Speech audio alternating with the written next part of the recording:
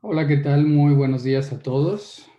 Soy el doctor Jonathan Alanis Lara, soy médico radiólogo con una especialidad en radiología vascular e intervencionista. Me formé en el 20 de noviembre en radiología general y posteriormente hice el curso de alta especialidad en el Hospital General de México. Actualmente estoy laborando en Salud Digna y en Santa Medical Care, donde realizamos los procedimientos de intervención. Agradezco mucho la invitación al comité organizador, al doctor Mario Osorio, para compartir con ustedes este tema que para mí es de gran importancia, a pesar de que es un tema que trabajamos muy poco y esto depende mucho, tiene mucho que ver con el conocimiento del tema por otras especialidades. En el sentido de que es una intervención que podemos realizar como apoyo en el equipo multidisciplinario, y también la otra tiene muchísimo que ver con el campo de acción en el que nos desenvolvamos. Voy a tratar de ser lo más concreto posible, lo más resumido, únicamente para que puedan conocer de qué se trata este tema, no con el fin de que salgan siendo unos expertos y lo puedan realizar, sino que precisamente, como les mencionaba anteriormente, para que lo conozcan y puedan, incluso en su campo de acción o de trabajo, puedan incluso sugerirlo para poder extender las posibilidades diagnósticas y terapéuticas de los pacientes. Los objetivos principales en los que voy a desarrollar esta plática es la revisión de la anatomía, cómo vamos a realizar el diagnóstico, cuáles son las indicaciones y la utilidad de esta técnica. Vamos a revisar la técnica propiamente y concluiremos con algunos puntos importantes. Es un tema de suma importancia, como les comentaba al inicio, ya que la hemorragia digestiva constituye un problema clínico importante, va a ser una causa frecuente de hospitalización, y a pesar de que la hemorragia digestiva en un 80% pueden ser autolimitada, en un 80% de los casos, que va a requerir únicamente tratamiento médico de soporte, la persistencia de la misma nos va a representar un reto diagnóstico, no solo al radiólogo intervencionista, sino al cirujano gastroenterólogo. Esto para localizar el lugar de sangrado, especialmente cuando son sangrados significativos en cuanto al volumen, y nos va a determinar posiblemente la causa para llevar a seleccionar un manejo terapéutico o el manejo terapéutico más adecuado para cada paciente, y así poder disminuir la morbimortalidad. Vamos a cortar tiempos de hospitalización y disminuir los requerimientos transfusionales que pueda tener cada paciente. Vamos a empezar con la anatomía. La anatomía es importante porque en base a esto vamos a determinar primero la localización del sitio de sangrado y posteriormente el tipo de material y técnica que vamos a utilizar y por dónde vamos a navegar. Esta es una representación angiográfica de las ramas principales de la aorta abdominal. En primer lugar tenemos el tronco celíaco con sus ramas principales, que es la esplénica, la arteria gástrica izquierda, la hepática común, la hepática propiamente previo a su bifurcación. Tenemos la salida de la arteria mesentérica superior, las arterias renales y la arteria mesentérica inferior.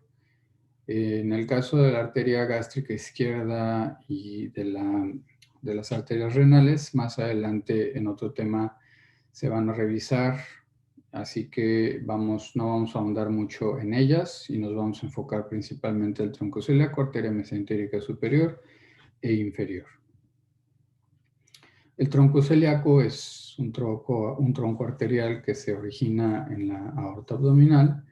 Va a constituir su primer rama principal sin tomar en consideración las arterias frénicas. Las ramas principales que va a emitir, como les mencionaba anteriormente, es la esplénica, la arteria gástrica izquierda y la hepática común. Estas evidentemente van a tener sus propias ramificaciones y como referencia anatómica ya les va a originarse anterior a la aorta y en el borde superior de L1 como para una referencia cuando estamos haciendo el cateterismo.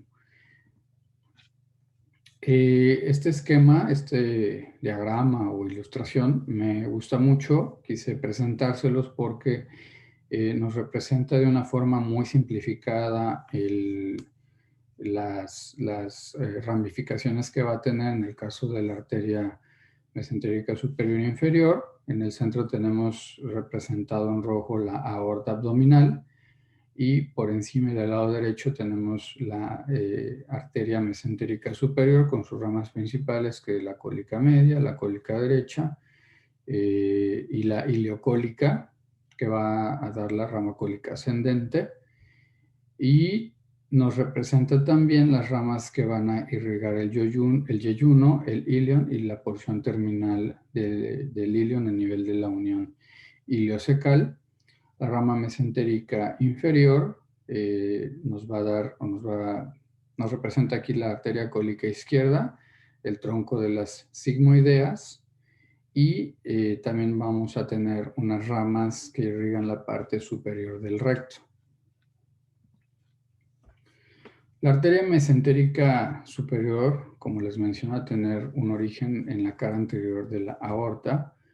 La irrigación principal va a ser todo el intestino delgado, el colon ascendente y transverso, y las ramas principales van a ser la arteria cólica derecha superior e inferior, las arterias ileares, las yeyunales, las pancreático-duodenales inferiores, la arteria cólica media y la arteria ileocólica. Este es un diagrama, una ilustración que nos representa también las principales ramas de la arteria mesentérica superior. Este esquema angiográfico nos muestra de forma más representativa, ya con el aspecto y el enfoque angiográfico, las ramas principales de la arteria mesentérica superior, en donde vamos a identificar la arteria cólica derecha, las arterias yeyunales, la arteria ileocólica, las arterias distales pequeñas y las arterias ileales. Después la arteria mesentérica inferior va a tener un origen de 3 a 4 centímetros por encima de donde termina la aorta. Se va a ubicar en la cara posterior de la porción horizontal del duodeno y va a irrigarnos el tercio izquierdo del colon transverso, todo el colon descendente, el colon sigmoides y, como les mencionaba, la parte más superior del recto. Las ramas principales son, como les mencionaba, la arteria cólica izquierda, las sigmoideas y la rectal superior.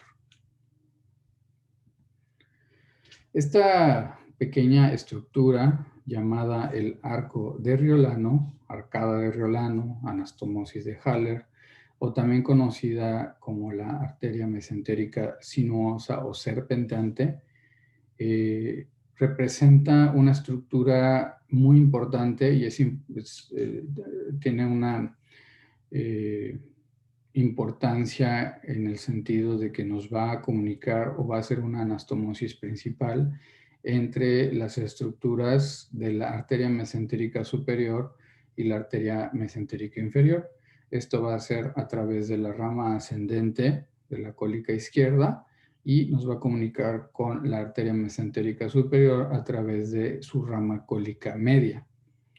Posteriormente vamos a tener también la ramificación de la arteria marginal, que puede estar en algunos casos, su ausencia no representa una variante anatómica, sino todo lo contrario, una alteración que nos puede representar una significancia importante en el momento de realizar la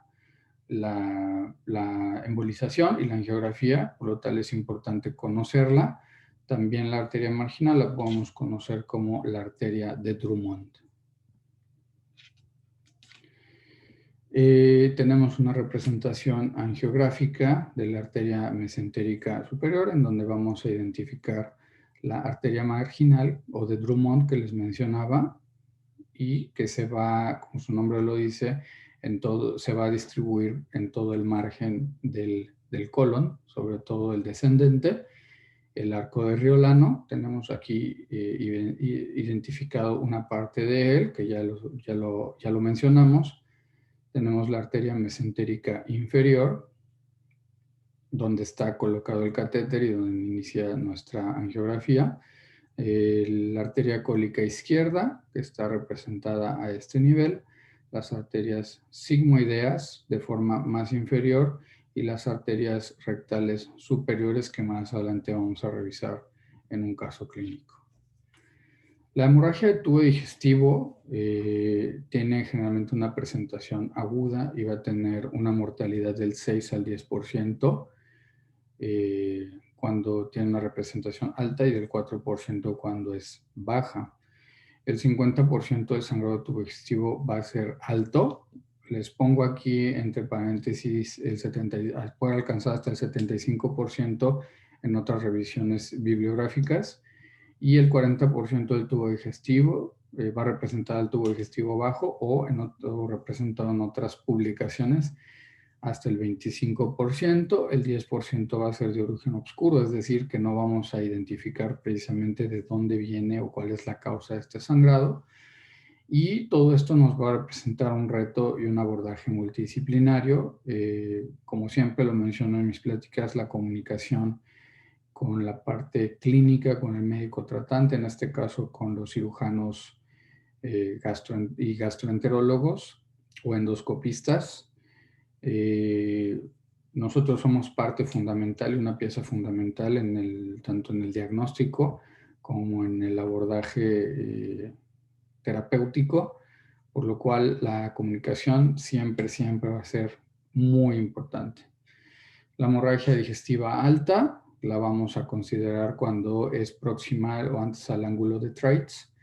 Se va a presentar principalmente en hematemesis o melena, y la enfermedad ulcerosa péptica, las varices esofágicas en una hepatopatía crónica van a representar la mayor parte de los casos, hasta en un 75%. La hemorragia digestiva baja va a considerarse cuando se lleva a cabo a partir del ángulo de Treitz y hasta el recto. Representa el 25% de las hemorragias. Se representa principalmente por rectorragia y hematoquesia, que es sangre mayormente fresca, con un aspecto de rojo rutilante, y lo vamos a encontrar principalmente en angiodisplasias y diverticulosis. También vamos a revisar un casito más adelante. La frecuencia va a aumentar con la edad, sin embargo, cuando la llegamos a encontrar en pacientes jóvenes, debemos de pensar en problemas inflamatorios o infecciosos. Este esquema nos representa las causas de hemorragia digestiva alta, las causas cuando es hemorragia baja. Como podemos observar, las causas son múltiples, pueden ser inflamatorias, infecciosas, tumorales. Cuando es alta, pues conocemos que principalmente vamos a encontrar las úlceras, ya sea gástrica o duodenal, o enfermedades por reflujo gastroesofágico, que en nuestro medio es sumamente frecuente, así como la hipertensión portal, en el caso de hepatopatías crónicas o incluso en gastropatía hipertensiva. En la baja, pues lo más común, vamos a encontrar diverticulosis en el colon, angiodisplasias, o empezamos con la amplia variedad de afecciones tumorales. La Lo vamos a clasificar también según en la forma de presentación en 4 principales formas, que es la visible. La visible se va a manifestar principalmente o representar principalmente como hematemesis y corresponde a sangre fresca o rojo rutilante, como les mencionaba, o en pozos de café si corresponde a sangre más oscura. También puede presentarse como melena, si corresponde a heces negras, o heces con sangre fresca, en el caso de la hematoquesia y la rectorragia. Cuando se presenta de forma oculta, son pacientes que vamos a identificar a través del FECA-test o de la sangre oculta en heces, o en una anemia ferropénica sin un sangrado clínico evidente. Vamos a considerar lo que es como un hallazgo incidental.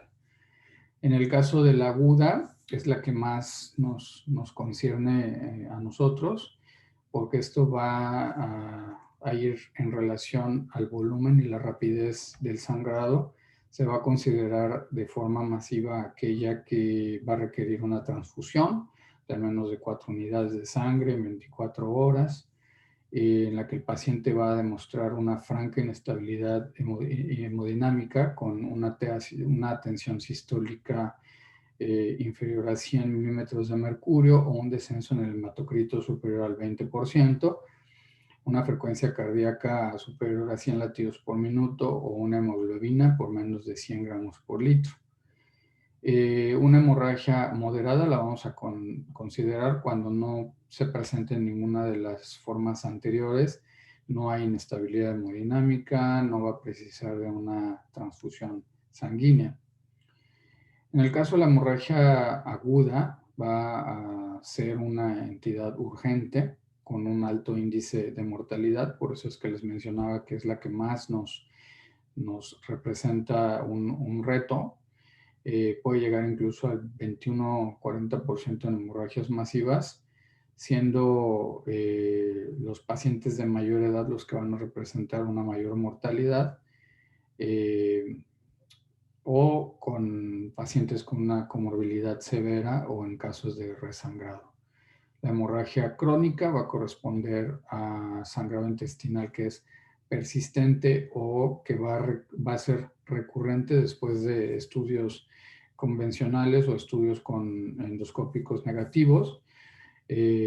Aunque el escaso papel de los estudios radiológicos convencionales en esta afección habitualmente se va a considerar como tal aquella que persiste o recurre tras una endoscopía alta o una colonoscopía negativa.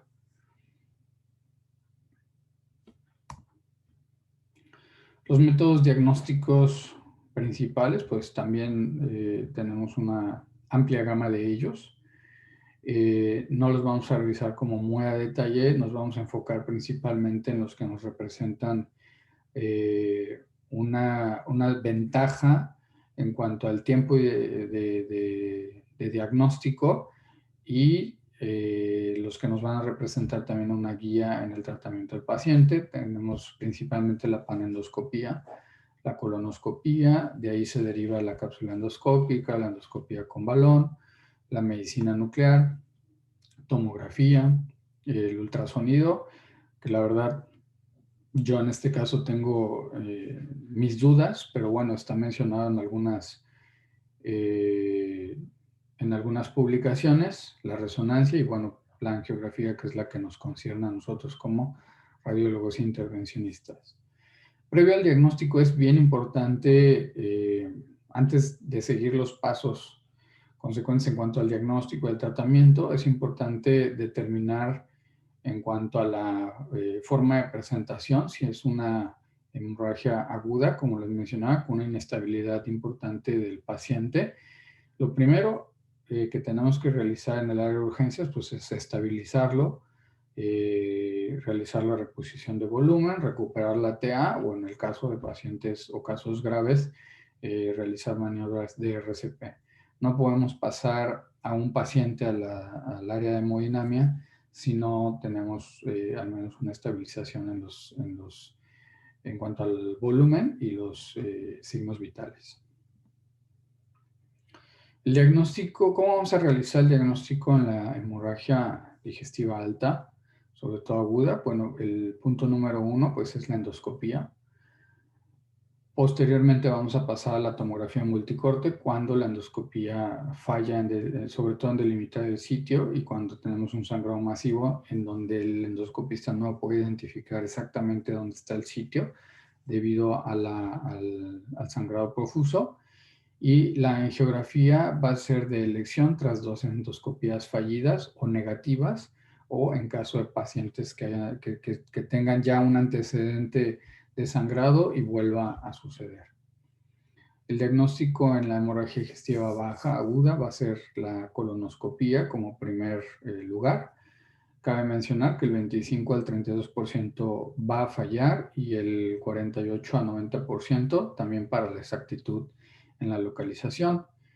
Es un poquito un tema de debate debido a que la preparación del colon va a tener muchísimo que ver en cuanto a un buen diagnóstico en la localización de la hemorragia, porque evidentemente cuando tenemos un paciente con una hemorragia digestiva baja aguda, no tenemos el tiempo suficiente para la preparación del colon, hacer un colon por enema, etcétera. Entonces, esto nos puede llevar a pérdida de tiempo y es cuando entra la angiotomografía con un valor pronóstico, una orientación anatómica bastante precisa. Cuando tenemos un paciente con inestabilidad hemodinámica, la angiografía va a tener un 81 a 93% de éxito con una mortalidad bajísima. La cirugía su éxito va a estar limitada al éxito de otros métodos y a la localización del sitio de la hemorragia. Es importante identificar el sitio diagnóstico para no resecar segmentos sanos de intestino, de colon o de tracto gastrointestinal. Aquí es donde radica la importancia de la localización. En algunos casos, algunas publicaciones he visto que se puede realizar una angiografía utilizando azul de metileno y esto a la hora de la laparoscopía le va a permitir al cirujano identificar en dónde se encuentra el sitio de sangrado y resecar exclusivamente esa zona. Vamos a revisar un poquito de la técnica de embolización. La sala de hemodinamia para mí representa lo más importante. ¿Por qué? Porque también dependiendo mucho de nuestro medio, no todos los hospitales cuentan con una sala de hemodinamia equipada. La sala de hemodinamia nos representa una imagen mucho más clara, mucho más precisa, con algunas técnicas que se pueden utilizar para limpiar las imágenes y poder tener un panorama mucho más claro de en dónde nos encontramos, dónde está nuestro catéter o incluso dónde está el sitio de hemorragia. ¿Por qué lo menciono? Porque muchas veces en nuestro medio estamos trabajando en algunos hospitales que cuentan con arco en C, nos solicitan la valoración, primero la angiográfica y luego la de tratamiento.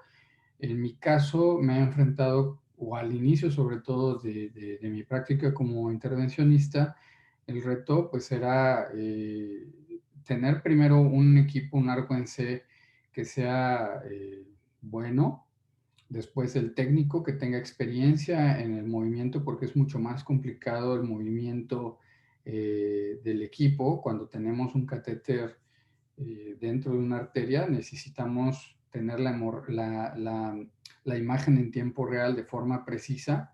En el arco en C, la verdad es que esto se puede disminuir la calidad y también nos puede disminuir entonces el éxito de este procedimiento. Entonces, mi sugerencia y mi recomendación es que siempre trabajemos en sala de hemodinamia. La técnica de Seldinger, muchos la conocen, los que no, pues es un acceso percutáneo vascular o de otros órganos de una forma segura. Una forma segura es porque es a través de un sistema coaxial. Primero posicionamos una aguja, avanzamos una guía que nos va a permitir una comunicación entre ya propiamente el sistema arterial y el exterior, y a través de esta vamos a poder avanzar los catéteres vasculares, antes colocando un catéter con una válvula hemostática que nos va a permitir introducir y sacar los catéteres, hacer intercambio de catéteres sin que haya una pérdida sanguínea, una hemorragia que nos vaya a generar un hematoma. Esta técnica fue escrita en 1953 por el doctor Sven Ivar Seldinger. ¿Qué catéteres vamos a usar? Esto también depende mucho de la escuela, la formación o también de la experiencia que vayamos adoptando y con qué materiales nos gusta trabajar más. En lo personal, debido a la forma de los catéteres, me gusta trabajar mucho con el Cobra, el Simmons, pero podemos encontrar un sinfín de catéteres y formas para poder accesar al sistema de la arteria mesentérica superior, del tronco celíaco, la arteria mesentérica inferior. Aquí tenemos representados los catéteres de alto flujo, que en ocasiones por variantes anatómicas o por enfermedad esclerótica, se nos puede dificultar mucho cateterizar o encontrar incluso las arterias y realizar una angiografía de la aorta abdominal con catéteres de alto flujo para que no se diluya tanto el medio de contraste. Nos puede ayudar mucho a identificar en dónde se encuentran las arterias, porque ya sea por variantes anatómicas o por placas de ateroma, el ostium y la emergencia de las arterias se puede modificar. Posteriormente tenemos que considerar microcatéter, 3 French y microguía de 0.014. Una vez que hayamos cateterizado las arterias principales e identificado el sangrado, nos va a permitir avanzar de forma más distal para ocluir el sangrado o la arteria que esté dando el problema de forma más selectiva para evitar isquemia en otros segmentos sanos o que no tienen alteraciones. ¿Qué materiales de embolización vamos a utilizar? Pues tenemos el cianoacrilato, el más común es el histoacril, que es un adhesivo tisular a base de N-butil cianoacrilato. Se utiliza también para el cierre de heridas, escleroterapia, en el caso de varices esofágicas, o fijación de mallas. Para que se den una idea, es un pegamento muy parecido a la cola loca que nos va a ayudar al cierre de vasos anormales o de una hemorragia. Las micropartículas de polivinilalcohol, que son estas, fueron utilizadas por primera vez en forma de espuma en la década de los 70. Son inertes, van a ser permanentes. Una vez que se liberan en el flujo arterial, van a ser arrastrados hasta el sitio de la embolización. Su forma de presentación es en estos frasquitos o viales. Vienen dependiendo el tamaño que deseemos en base al tamaño del vaso o de la arteria que nosotros hayamos identificado, que varían desde los 50 hasta los 1200 micras. Sus formas son esféricas o irregulares, yo les llamaría más irregular que esférica, y debido a que no son valorables radiológicamente, las tenemos que mezclar con medio de contraste antes de inyectarlas. Las microesferas surgieron posterior a las micropartículas, y estos se van a denominar a un conjunto de partículas esféricas. Estas sí tienen una forma esférica mucho más simétrica, mucho más perfecta, que va a causar una oclusión permanente, y se desarrollan a base de acrílicos, hidrogeles, resinas, polímeros, y algunos de ellos tienen además la capacidad de cargarse con medicamentos terapéuticos para tratamientos neoplásicos, como es el caso de la quimioembolización hepática. Estas pequeñas esferas van cargadas con medicamento de quimioterapia y van, aparte de que ocluyen el vaso, van directamente al tumor y en donde tienen su efecto quimioterapéutico. El Gelfoam, que es una esponjita, muchos lo conocerán en el quirófano, que lo utilizan mucho los cirujanos. Es uno de los agentes embolizantes más antiguos o de los primeros y también de los más efectivos, debo mencionar. Es derivado del tejido adiposo subcutáneo porcino. Es una sustancia insoluble en agua, compresible y absorbible. El mecanismo de acción es principalmente la obstrucción mecánica por su propiedad de expandirse en cuanto entra en contacto con los fluidos. Posteriormente van a inducir una reacción al cuerpo extraño, un daño endotelial en las primeras semanas y después se reabsorbe. Es importante conocer esta parte porque la recanalización se puede producir a las 3 semanas, incluso 3 meses posterior a la embolización.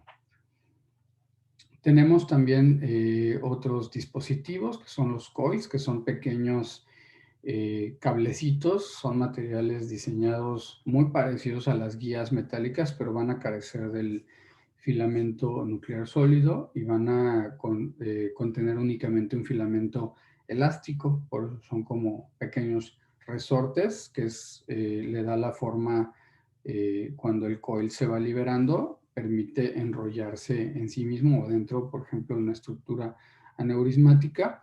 Muchos de ellos van a tener incorporadas fibras o pelitos de textil que van a facilitar o promover más la trombosis del vaso. Fueron diseñados por César y Jan Turco y desde entonces múltiples dispositivos con forma espiral se han utilizado para oclusiones vasculares como los famosos Amplatzers diseñados por el doctor Amplatz.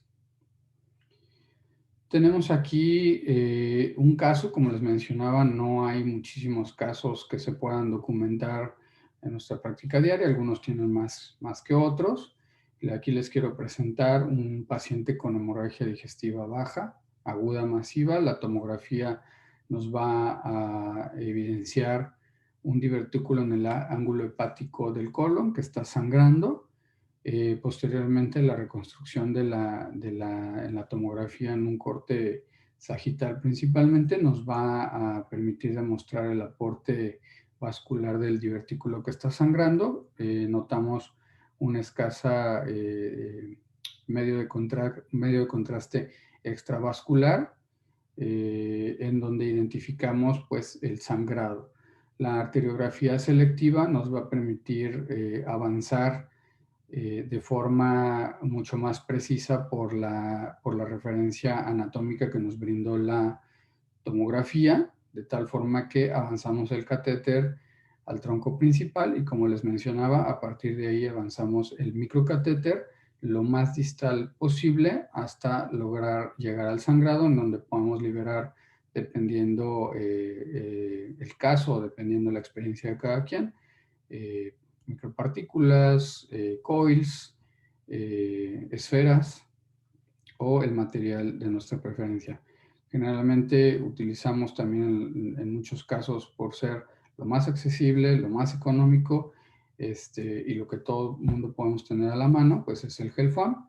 El Gelfoam ya lo mencionábamos, es esta esponjita que remojamos con medio de contraste, la machacamos haciendo una pasta fina y esta es la que vamos a introducir al vaso para poder ocluirlo. Aunque es temporal, nos puede condicionar en su momento una oclusión del vaso con una posterior trombosis o microtrombosis que nos va a permitir la oclusión del mismo. Tenemos aquí el caso de un paciente con hemorragia digestiva baja masiva que va a mostrar la extravasación de contraste en la cara anterolateral izquierda del recto. Aquí en las flechitas marcan la arteria. Y en la angiografía, gracias nuevamente a la guía anatómica de la tomografía, podemos más o menos identificar en qué nivel se está llevando a cabo, incluso qué rama es la que está mostrando, e identificamos la extravasación del medio de contraste ya en la angiografía. La arteriografía se realizó de forma dirigida y centrada en el sector ilíaco y así evitamos el estudio inicial de una angiografía a nivel de la arteria mesentérica inferior, ya que se confirmó el origen, y esto evita pues tiempos para estar realizando angiografías diagnósticas en todos los niveles. La tomografía multicorte nos apoya muchísimo para poder irnos de forma dirigida a donde está el sangrado y así evitando otras, pérdida de tiempo principalmente en estos casos. Este es un paciente con hemorragia digestiva baja. Se presenta con hematemesis y melena. Las endoscopías altas fueron negativas. Debido a la forma de presentación, la angiografía fue en búsqueda de intestino delgado. Al momento de realizar la angiografía, identificamos que se debía a causa de las ramas de la arteria ileocólica. Esto fue debido a una angiodisplasia. Aquí tenemos las ramas distales de la arteria ileocólica y por acá identificamos un pequeño defecto de llenado que incluso tiene aspecto como aneurismático. Posteriormente avanzamos el catéter, después el microcatéter y se liberan los coils en donde se enrollan perfectamente en el vaso, teniendo una oclusión. Aquí tenemos la angiografía de control, donde inyectamos el medio de contraste. Se observa la oclusión del vaso, sobre todo en las ramas distales, y ya no identificamos ese defecto de llenado y mucho menos el sangrado. Este caso lo trabajamos con el doctor Luis Armando Villeda en Sonora y esto es lo que obtuvimos. Como todo método, podemos encontrar complicaciones, principalmente y sobre todo tienen que ver directamente a la técnica, que es la punción inguinal de la arteria femoral. Si el paciente no tiene los cuidados suficientes o no realizamos una adecuada compresión, podemos encontrar hematomas que pueden ser incluso grandes, que terminen en una resección quirúrgica. Al momento de estar navegando, tenemos que ser muy cuidadosos al avanzar los catéteres con el apoyo de las guías para evitar rupturas arteriales. Podemos tener, es importante conocer la anatomía porque podemos tener embolización indeseable con isquemia secundaria de segmentos sanos que no deseamos dañar. Es importante conocimiento de las anastomosis que se pueden presentar para no embolizar trayectos que no se deben.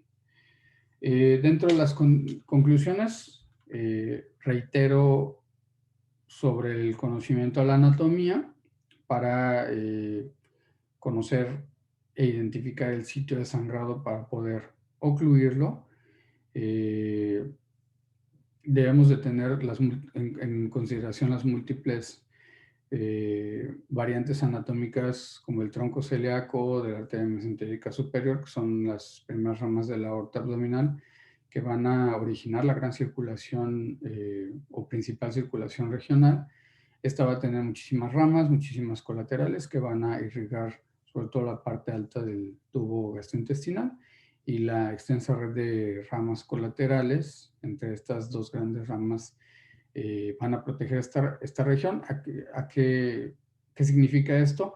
Que algunas van a tener anastomosis que van a proteger ciertas estructuras o ciertas zonas que si llegamos a tener una isquemia se puedan compensar por parte de otras arterias, como el caso de la arteria de Riolano que les mencioné, por eso la importancia de conocerla. Y bueno, el trabajo multidisciplinario, como les mencionaba, es muy importante. El diagnóstico temprano, el tipo de localización de la hemorragia van a ser fundamentales y de vital importancia, que aunque es un porcentaje bajo en la mortalidad de los pacientes, si podemos evitarlo o disminuir este porcentaje, pues sería bastante favorable. El caso, mis conclusiones, el método diagnóstico ideal, pues es la tomografía multicorte porque nos evita el tema de la preparación del tracto gastrointestinal, nos puede dar una localización exacta de la anatomía para evitar angiografías innecesarias y nos puede dirigir o dar una dirección más precisa al momento de realizar la angiografía y una posterior embolización con acortamiento de tiempos significativos en el diagnóstico y tratamiento. Una de las tantas cosas que perdimos en el 2020 con esta pandemia fue la sensación de libertad, de seguridad. Ahora ya con las vacunas estamos viendo una luz al final del túnel. Esperamos pronto volver a cierta normalidad para tener nuevamente los encuentros que no solo nos traían la oportunidad de seguir actualizándonos, sino también la oportunidad de saludar en persona a buenos amigos y colegas. Esperamos que esto pase pronto y tengamos nuevamente esa oportunidad.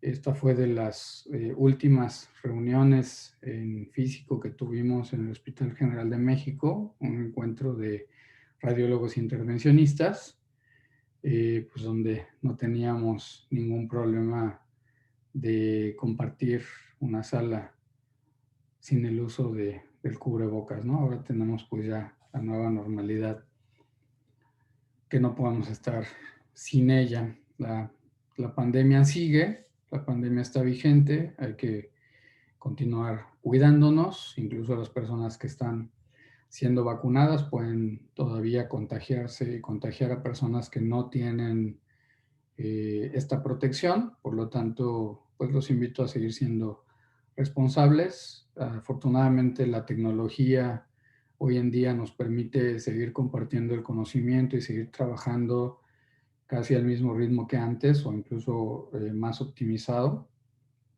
Pero bueno, me despido con esta frase de Hipócrates: la vida es breve, el arte es largo, la oportunidad fugaz, la experiencia engañosa y el juicio difícil.